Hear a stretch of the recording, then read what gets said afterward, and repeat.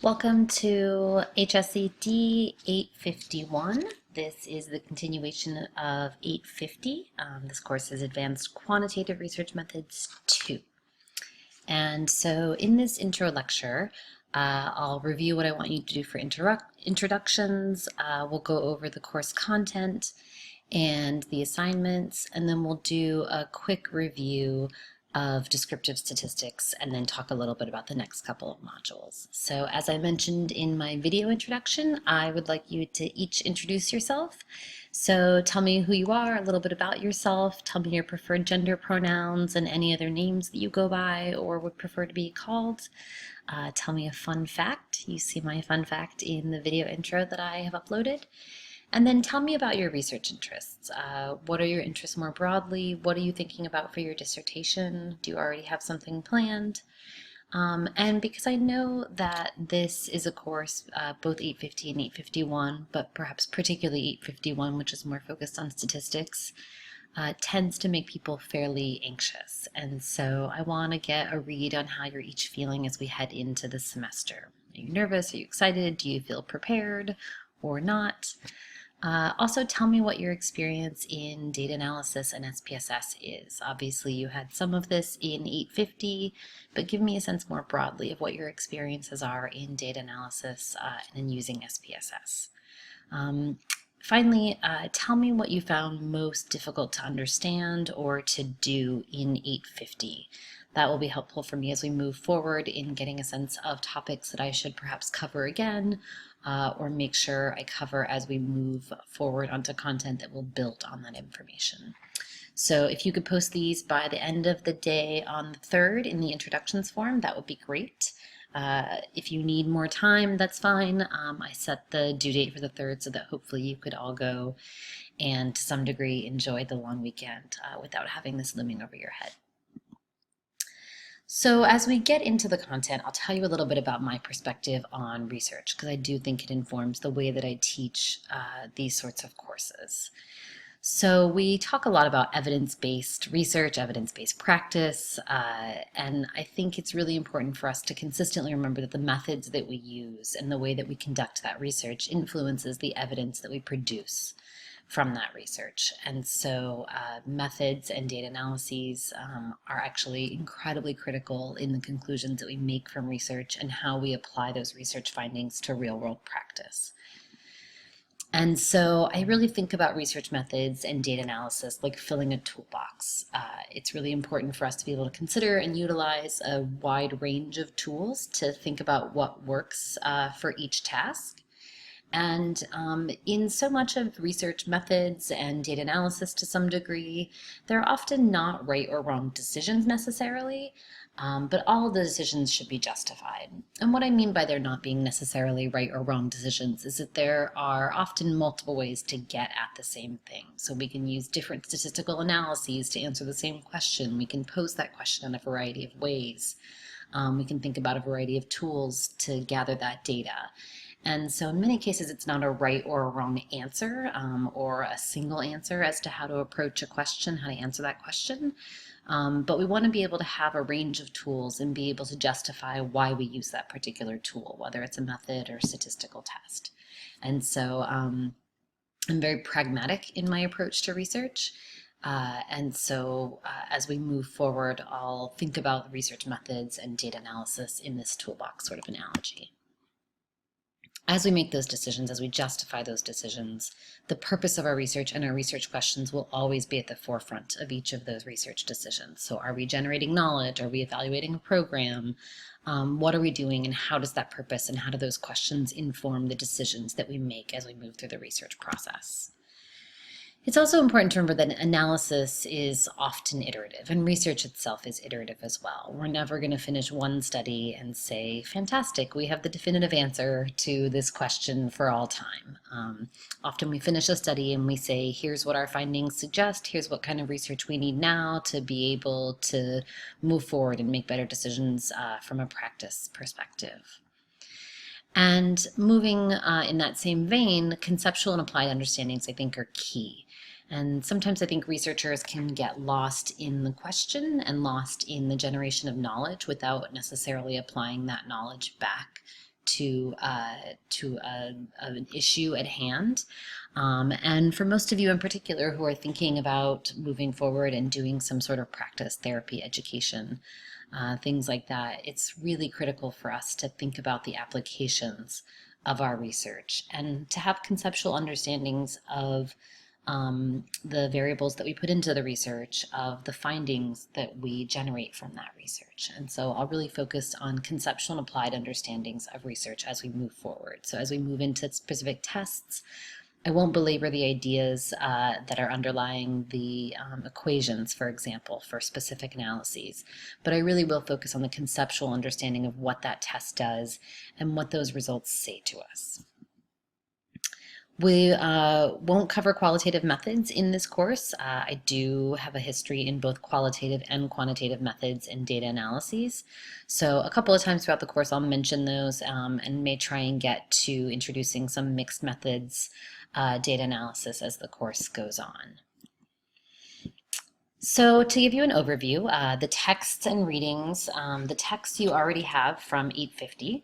And so you won't need anything additional. You should already have the SPSS Grad Pack. If anybody has issues getting that or running that, please let me know and we can try and troubleshoot. There are a couple of additional readings over the course of the semester that are not in your book, and those will be posted on Campus Cruiser. The course policies, I'm not going to spend time in this lecture going over those. They should be fairly self-explanatory. Don't plagiarize, don't be a jerk, be nice to each other. If you need to turn in an assignment late or get an extension, please let me know as far in advance as you can.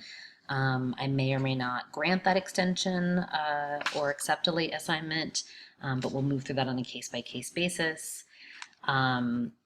And the syllabus we'll go over a little bit more as we move through the assignments and talk about the assignments, but I will just say we reserve the right to adjust that a little bit. And so I may get a sense of how the assignments are going. We'll talk about the statistical assignments for each week, and if it's looking like that's getting to be too much or we need to spend a little bit of time catching up, I may cut out a couple of those assignments. And I'll get some feedback from you as we move through the course so that I can adjust my content accordingly, since this is my first time teaching at Widener and getting a sense of you and what you need. As I mentioned in my video intro, the modules will become available each week. I know many faculty members make all the modules available at the beginning of the semester. Because I am getting a sense of you, because I am building and developing these courses and making them my own, I'll be tailoring them quite a bit over the course of the semester, depending on your feedback, how you're doing, how we're moving through the content. So each of those modules will become available that Monday morning where that module becomes live. So let's talk about the assignments for this course. As I mentioned a few minutes ago, we'll have individual statistical test assignments that will give you an opportunity to use the statistical test method that we're learning for that week. You'll use the database provided to you for that week to perform the required analysis for each assignment. You can work individually, or for these assignments you can work in groups of no greater than 3 people for each assignment. I'll put the description of those assignments, including the grading rubrics, up on Campus Cruiser. They will likely involve answering a research question each week using the statistical method that we are going over for that week. Some weeks I'll have you design your own research question. Some weeks I'll pose a research question and have you answer that question. And we'll move back and forth between a variety of ways of looking at data. So that will be a total of half of your final grade. Those will be broken up week by week. The main assignment that we'll have for this class will be a brief report. And there is a document under up on Campus Cruiser with a full description of the brief report. Brief reports are formats of journal articles that are often used to highlight preliminary findings, findings from small samples. And so over the course of the semester, we'll do several individual assignments that will ultimately build toward you writing a brief report.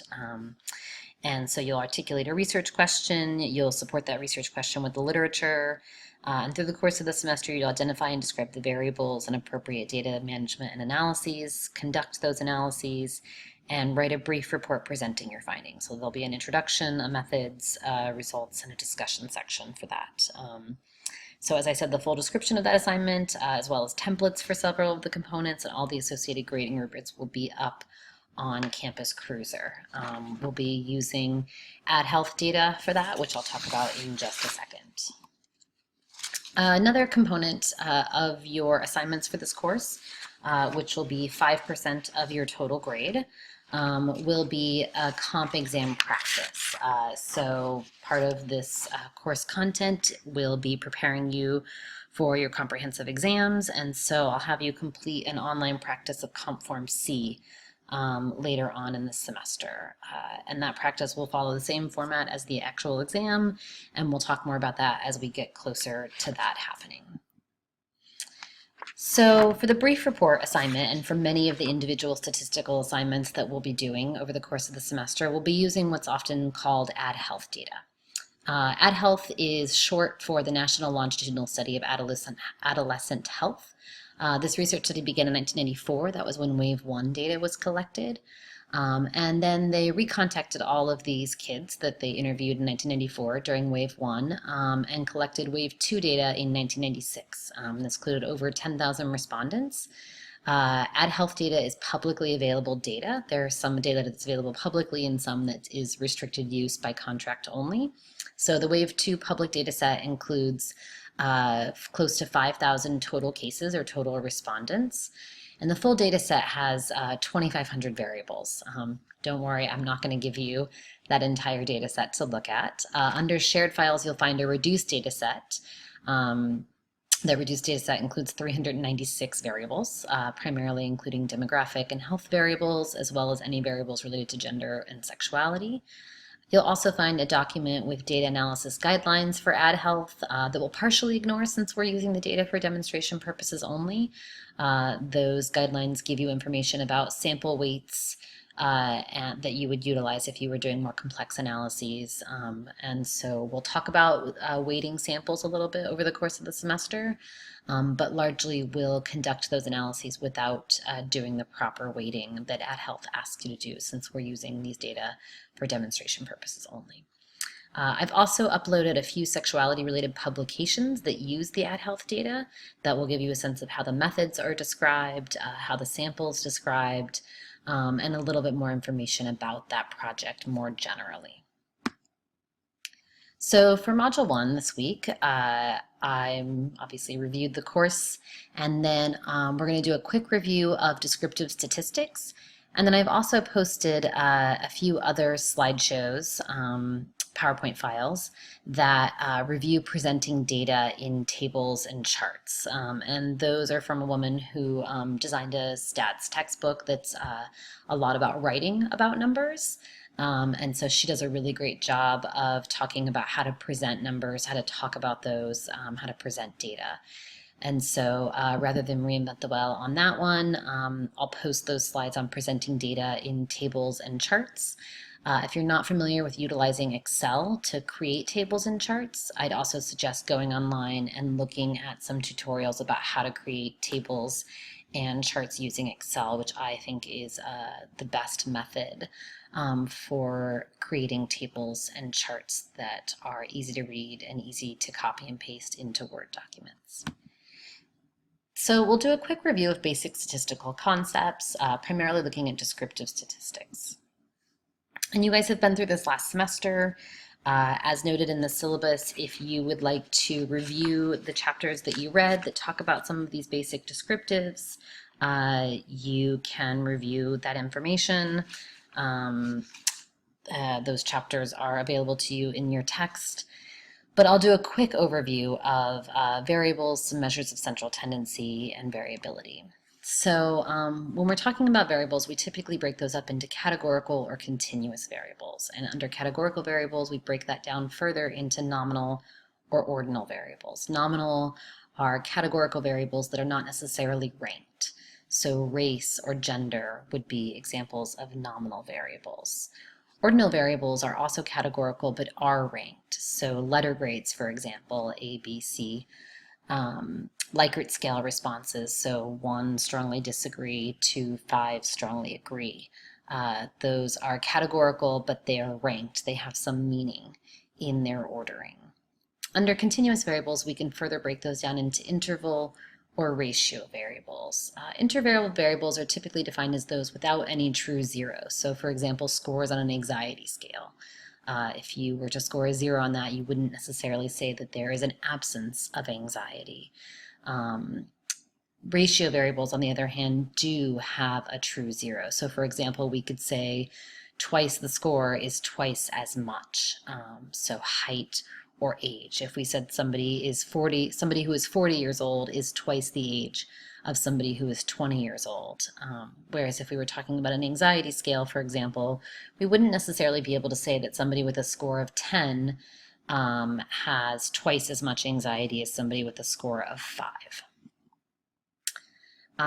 Count variables are a special case of continuous variables. We'll talk about those a little bit more later on in this semester.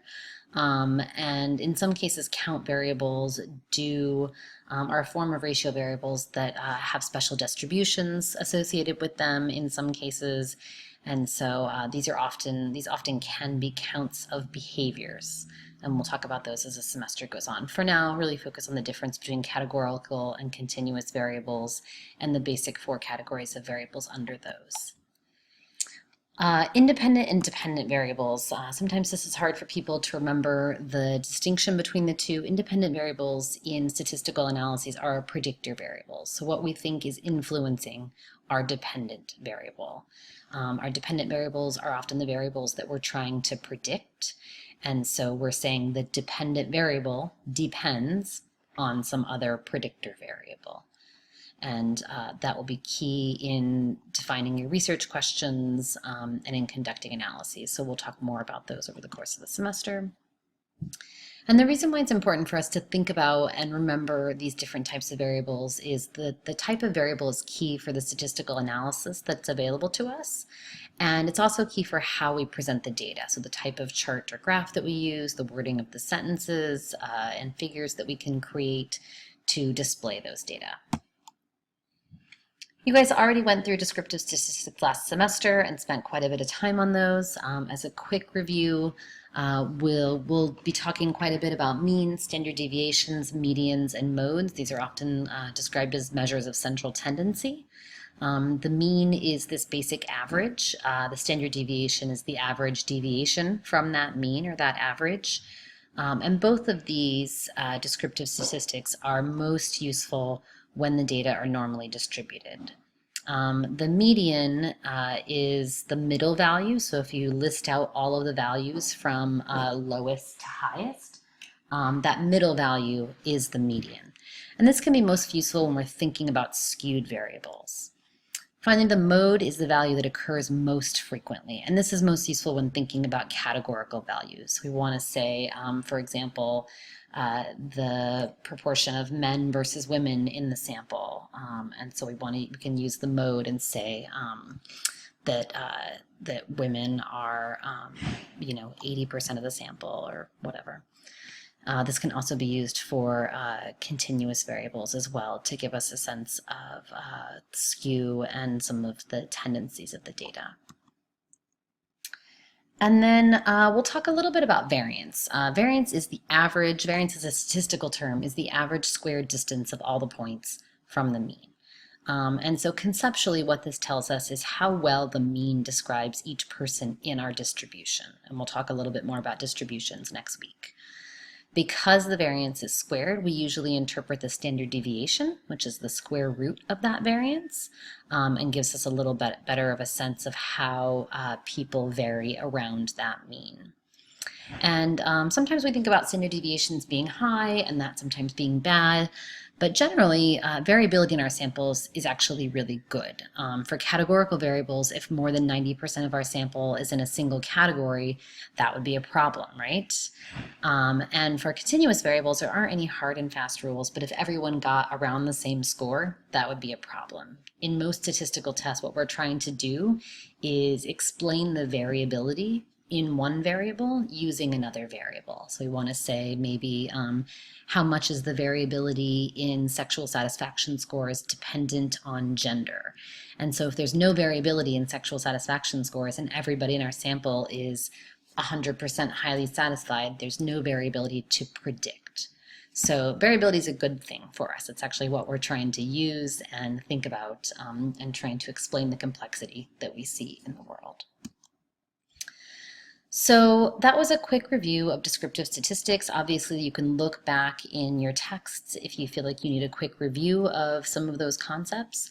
But we're going to build on our understanding of descriptive statistics to explore the foundations of inferential statistics and then hypothesis testing over the course of the next 2 modules. So the first assignment that you have that is coming due is on the 13th. So you have a little bit of time to do this next assignment. For today, just worry about introducing yourself. But the next assignment that you'll have will be to download the data set, download the code book that's associated with the AdHealth data set, and figure out what variables you might be interested in. There's a variable worksheet that's on Campus Cruiser, and so I'll have you fill out that worksheet and submit that as your assignment. And so as you start to think about what variables you might be interested in, think about what your research question might be. Think about what topics you'd like to explore, what associations you would like to explore, or group differences you would like to explore. And I'll talk about that assignment a little bit more as we move closer to it being due. So those are the next modules and our next assignment. The last thing I would like to say is take a deep breath. I know that this course can provoke anxiety for a lot of students. And I want to let you know that we're going to break this down. We're going to try and break all the components of the assignments down into manageable pieces for you. We're going to try and make this as concrete for you as we can. And I am generally pretty good with communication. I'll aim to answer emails within 24 hours. I'm online a lot, and we'll try and be available for both logistic and moral support as we work through this. And so I hope you have a great semester. Take a deep breath, and I look forward to moving forward to the semester with you.